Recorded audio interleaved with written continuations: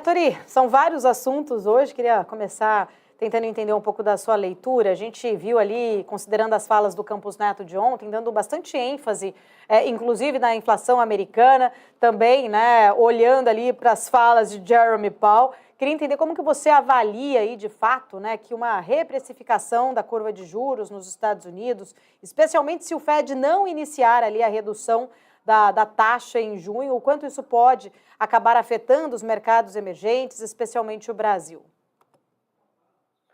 Vamos por partes, né? Primeiro, eu acho que qualquer comentário que eu fizer falando que a avaliação do Banco Central mudou na relação entre Fed e Brasil vai ser precoce nesse momento. Eu acho que muito em breve o próprio RCN ou alguma outra autoridade virá à mesa, virá em discurso público para reafirmar o que a autoridade tem escrito em seus comunicados, que não há relação mecânica entre a política monetária americana e a brasileira. Então, eu acho que eles vêm para colocar panos quentes. De fato, ontem, esse tom mais acomodatício do RCN, apontando que, olha, se a Fed Funds Rate não cair em junho, isso pode afetar a taxa terminal, a perspectiva sobre a taxa terminal lá para os Estados Unidos, e isso vir a afetar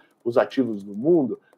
Esse tom um pouquinho mais dovish, de fato, assolou os mercados. Mas hoje ele fala novamente, eu quero prestar atenção novamente na fala dele, no linha a linha, né, em discurso aberto, para que eu busque um entendimento maior. Porque nesse momento, eu sinceramente acho que não há relação mecânica e a autoridade não quer fazê-lo.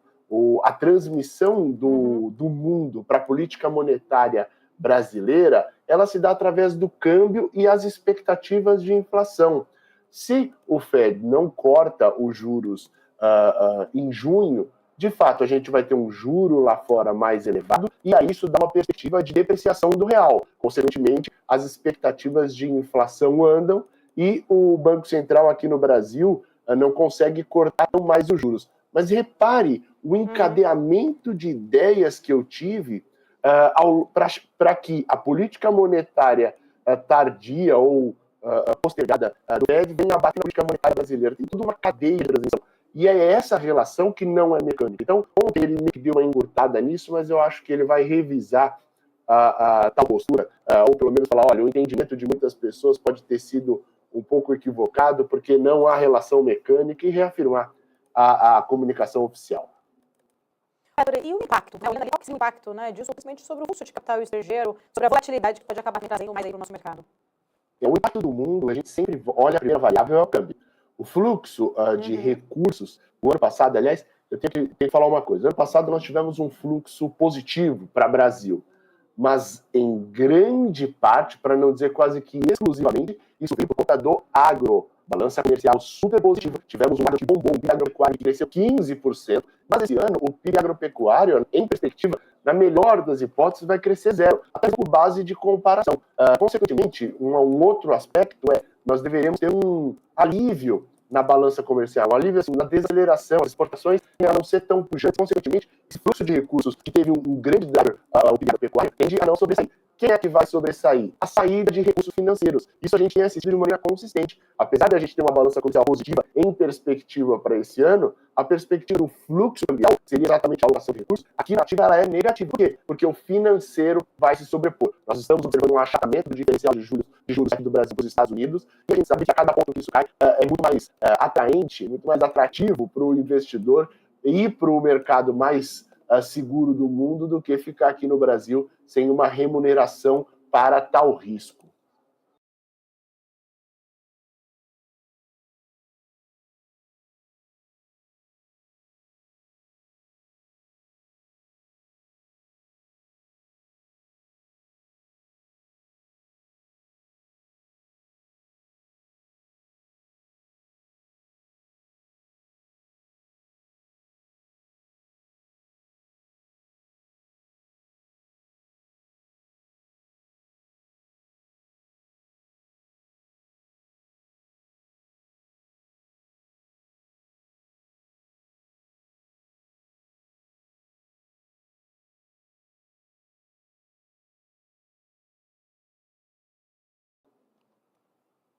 Ettore, muito bom dia para você. Eu também tenho uma pergunta. A gente falou aqui na abertura do nosso programa, até uma análise um pouco mais detalhada a respeito da defasagem do preço da gasolina e do diesel no Brasil em relação aos preços internacionais e também uma expectativa de o quanto que essa correção, né, que seriam pelo menos 19% aí de diferença, poderia impactar já no IPCA agora de abril e trazendo uma preocupação maior com a inflação. Então, são 2 pontos aí que eu queria ouvir a sua opinião.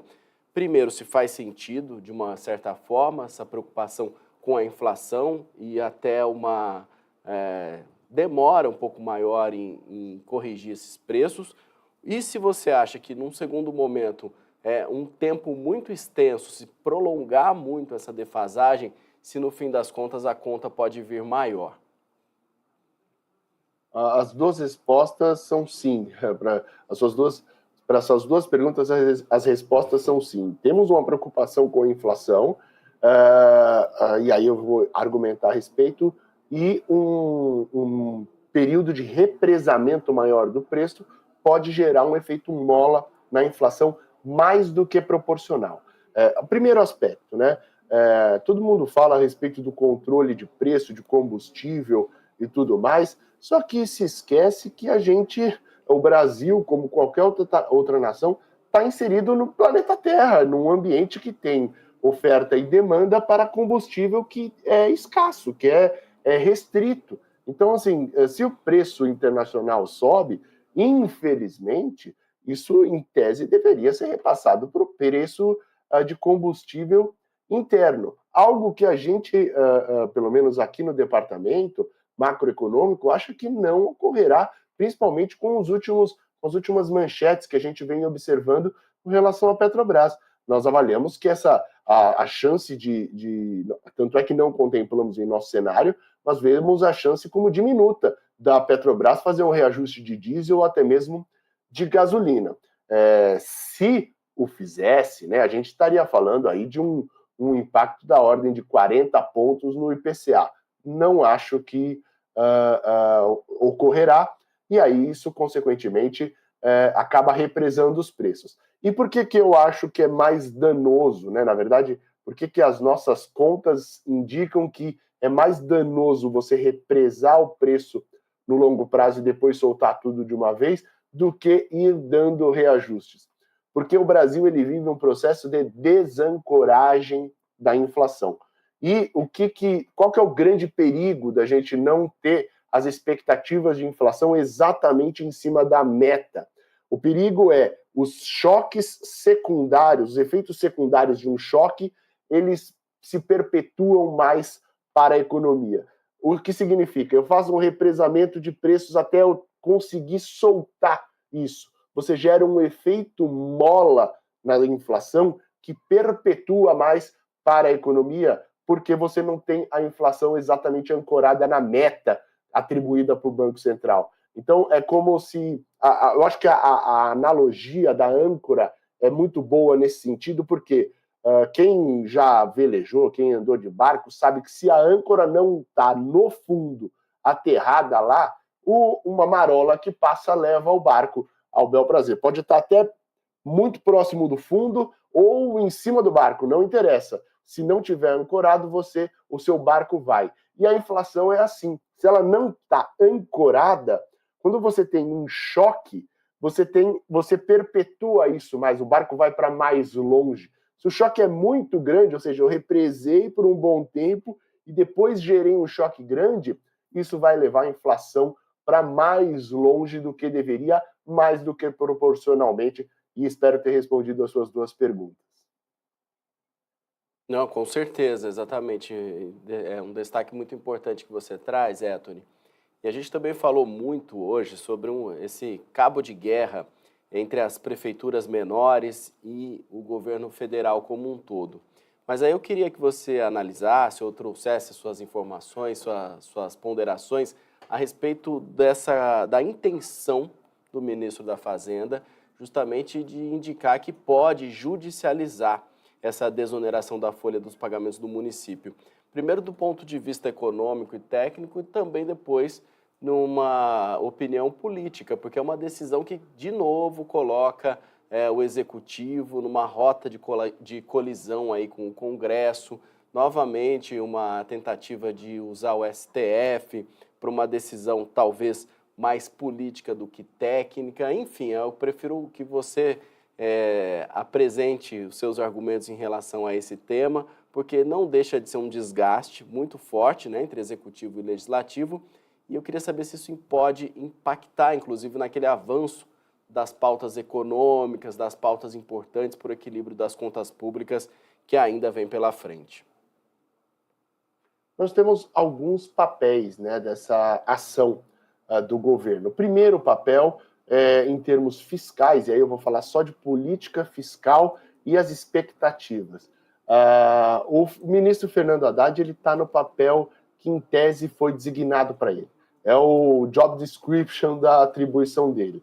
Ele tem que fazer força fiscal, evitar subsídio, evitar dispêndio. Ele está nesse papel para que haja uma credibilidade na atribuição que é dada ao Executivo de meta de resultado primário, que, sinceramente, está muito esvaziada já para 2024. Não encontro agentes que apostem que o governo vai conseguir cumprir a sua meta de zerar o déficit esse ano. Para o ano que vem, então, nem mesmo a Simone Tebet acredita nisso, que é integrante do governo. Então, assim, repare, é um esvaziamento. Agora, para o papel do ministro da Fazenda como fiscalista, como o bastião ali do cofre, ele está no papel dele. Agora, politicamente, se trata, é uma atribuição ingrata, né? Porque o governo, o executivo, está tentando editar uma MP, uma medida provisória, para se sobrepor a uma lei que já foi aprovada no Congresso. Então, hierarquicamente, isso não faz, em termos jurídicos, isso não faz sentido nenhum e coloca o legislativo em rota de colisão, na verdade, o executivo em rota de colisão com o legislativo.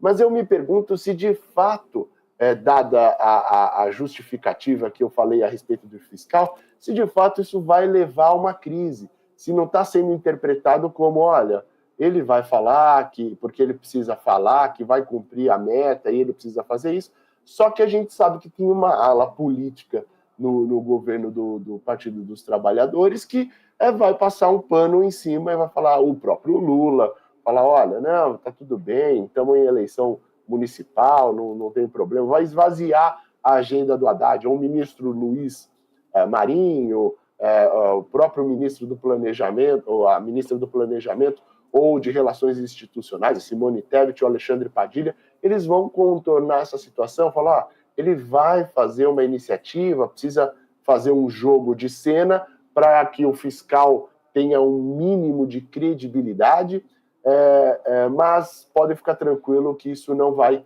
progredir. Então, assim, dentro da atribuição, me parece muito mais uma atuação dos agentes a fim de tentar agradar todos os players do que efetivamente um confronto deliberado entre legislativo e executivo. Agora, uma coisa que me preocupa muito nas declarações do ministro Haddad é com relação ao judiciário, né?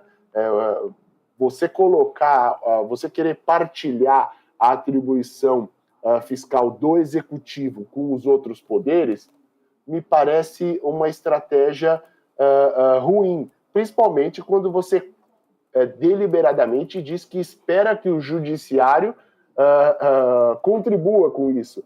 Eu, sinceramente, espero que o judiciário seja imparcial e não tenha um lado ou um projeto de nação, mesmo que isso venha a culminar numa imparcialidade. Então, a declaração do ministro Haddad acaba sendo não tão precisa, o que acaba tornando um pouco infeliz algo que eu acredito que nem ele mesmo faça votos para tal, que o judiciário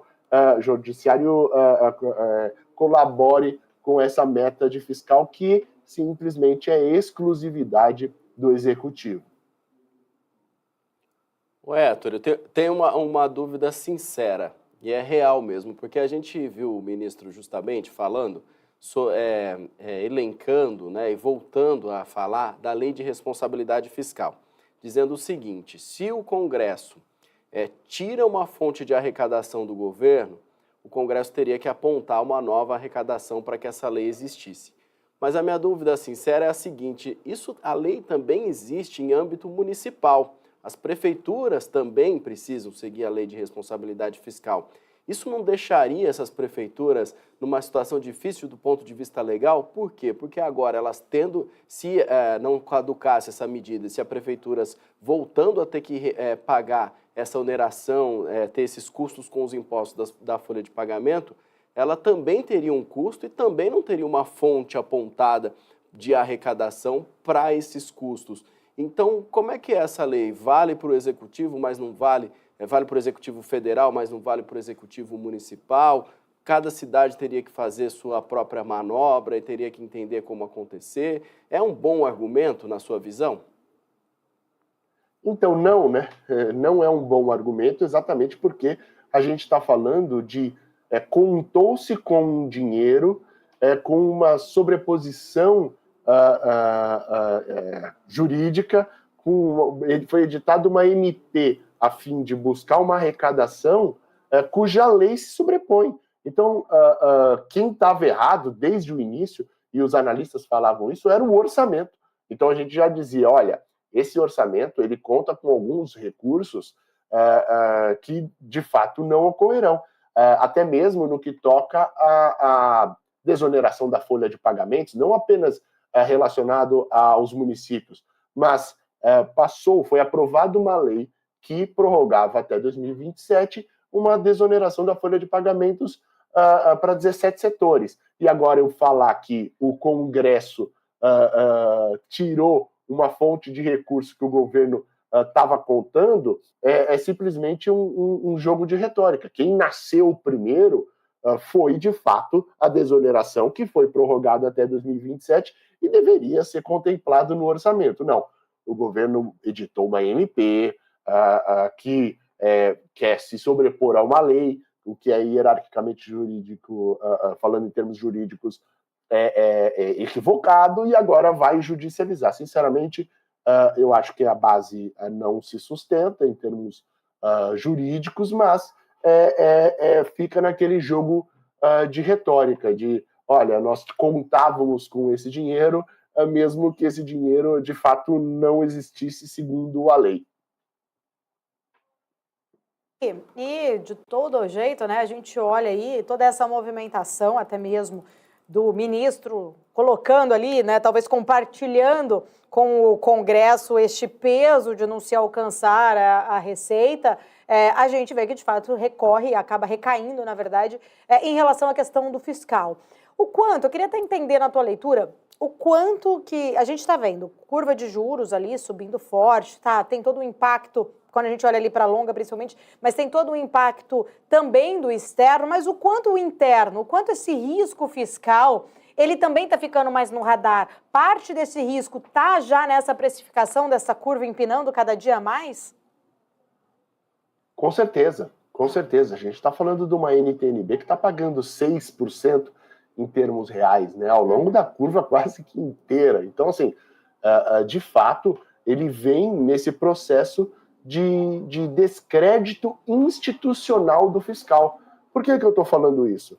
Porque, primeiro, nós temos uma insegurança fiscal gigantesca, visto que nós mudamos as leis que regem o fiscal diversas vezes, esvaziamos, colocamos outras, e agora nós temos um arcabouço que tem metas e tem atribuições que já em seu primeiro ano não vai ser cumprido.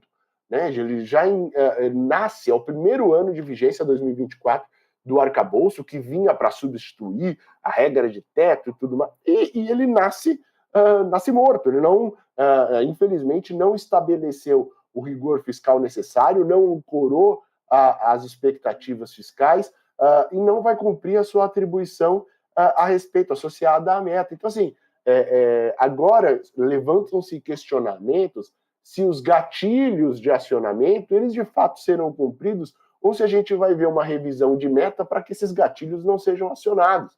Então, repare, é uma regra fiscal que de fato ficou quase que exclusivamente no compromisso que o executivo tem dado para com o fiscal, algo que não valia, ou pelo menos que era não tão relevante à época da eleição, que o governo Lula dizia, eu seria o grande defensor do fiscal, não preciso de regra. Ficou meio que está caminhando para isso, algo que gerava grande ou demasiada suspeita lá no final de 2022. Então, assim, é uma situação na qual a gente vê o juro abrindo muito, o juro cobrando grande preço na curva, exatamente porque nós não temos instituições fiscais robustas que fazem com que a gente possa ter uma segurança de que o nosso juro neutro vai ser menor. E aí a gente vai falar de diversos outros aspectos, mas que hoje vão endereçando essa curva com um shape feio, né? É o shape de quem aposta que nós não teremos um alívio institucional aqui na nação.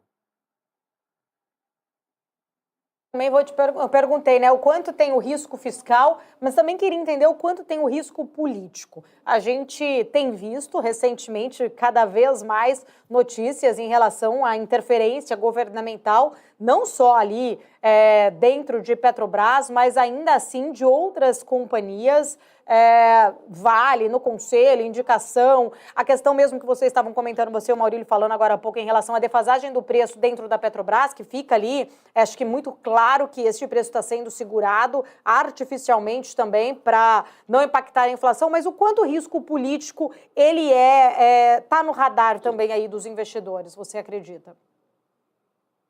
Esse é um risco que ele é inerente ao brasileiro, infelizmente, né? Então a gente tem que considerar isso. O Brasil, infelizmente, é um país que morre a cada 4 anos, né? Então, o governo anterior fez absolutamente tudo de errado e o próximo governo agora ele tem que começar do zero e tudo mais. É como se como se o brasileiro tivesse que conviver em nações distintas a cada ciclo eleitoral. Hoje, a gente vai sim convergindo para um cenário que tinha perdido probabilidade no início do governo Lula, né? Os mercados falaram, olha, ele não está interferindo tanto, o Jean Paul Prats não está interferindo tanto, tivemos alguns reajustes, aí ele não falou nada da Vale, a lei das estatais está aí para assegurar, mas hoje vai se esvaziando esse discurso mais benigno e a gente vai assistindo, sim, um processo, ou pelo menos manchetes, que indicam que a gente observa e observará interferências nas empresas públicas. O grande problema em termos macroeconômicos, além da diminuição da eficiência de alocação de capital e tudo mais, o grande problema macroeconômico é o efeito mola sobre a inflação. Quem não se lembra, a gente divulgou aqui na Ativa uma tese, né, um texto, na verdade, fazendo paralelos de 2013 com o ano de 2024. Quem não se lembra de 2013, nós tínhamos um cenário muito parecido com esse que nós temos agora de represamento de preços. Falava-se em modicidade tarifária para a energia elétrica, se a Petrobras segurava preço de reajuste de combustível, não só gasolina e diesel, mas também gás. O gás ele ficou represado por 11 anos e depois, quando tiveram que reajustar o preço do gás, ele subiu 100%. Foi uma loucura lá em 2017, se não me engano. Então, nós fazemos um efeito mola na economia. Esse represamento artificial de preços, além de gerar desestímulo a quem presta esse serviço, né? Então, um estímulo à renovação, a investimento, a diversas outras coisas, no futuro, quando ele é solto, você gera um efeito mola, que foi o que a gente observou em 2015, quando o Brasil, que estava convivendo com inflações de 5%, 6%, chegou a 6,5%, teve um 2015 com uma inflação de 12%, 11%.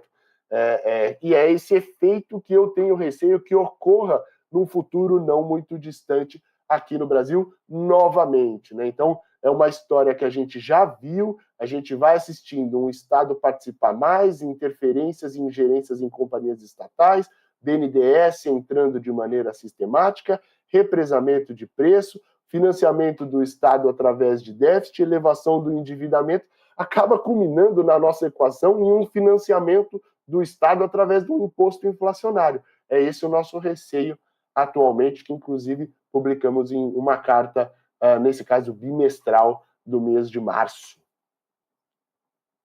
Isso, você já foi muito claro aí nas consequências que isso pode acontecer, que podem levar, na verdade, mas só para fechar, eu queria, ainda pegando esse gancho, em relação a médio e longo prazo, ou seja, antecipar aí os 25 bilhões de recursos da Eletrobras para subsidiar a tarifa de energia elétrica, no longo e no médio prazo, pode trazer que tipo de consequência na sua avaliação, Ettore? Pelo menos a estratégia nessa antecipação é para abatimento de uma dívida que não é um subsídio. Então, você botar para uma conta Covid, foi uma conta contraída à época da pandemia e tudo mais, você vai zerar isso com uma antecipação de recursos, que vai exigir um prêmio, você não gera tanto o efeito bola. Só que dos 25 bilhões, essas contas, elas equivalem a mais ou menos 15, ou seja, tem outros 10 bilhões que vão gerar uma modicidade tarifária em um primeiro momento, mas que pode vir a gerar o efeito mola em um segundo momento. Então, é uma lógica que, aliás, muito bem pontuado a respeito de energia elétrica, que vai ajudar no paralelo da tese, um dos propulsores da inflação lá nesse período que eu disse a vocês, 2013 a 2015, 2016, foi a energia elétrica, a famigerada MP 579, se não me engano, que a Dilma soltou de antecipação de renovação de concessão de hidrelétrica, em troca de modicidade tarifária, acabou gerando um problema grave no primeiro choque de pluviosidade que nós tivemos. Então, assim, repare, nós estamos reeditando um filme que nós conhecemos o fim, né? Eu sinceramente espero que o mundo tenha mudado, o Brasil tenha mudado institucionalmente, para que o fim não seja tão dramático quanto a gente observou à época de 2013. Mas as sementes que estão sendo plantadas nos parecem muito semelhantes com as sementes que foram plantadas lá em 2012 e 2013. Ettore Sanches, economista-chefe da Ativa Investimentos, sempre bom ter você aqui com a gente. Mais uma vez, muito obrigado pela participação e um ótimo dia. Obrigado vocês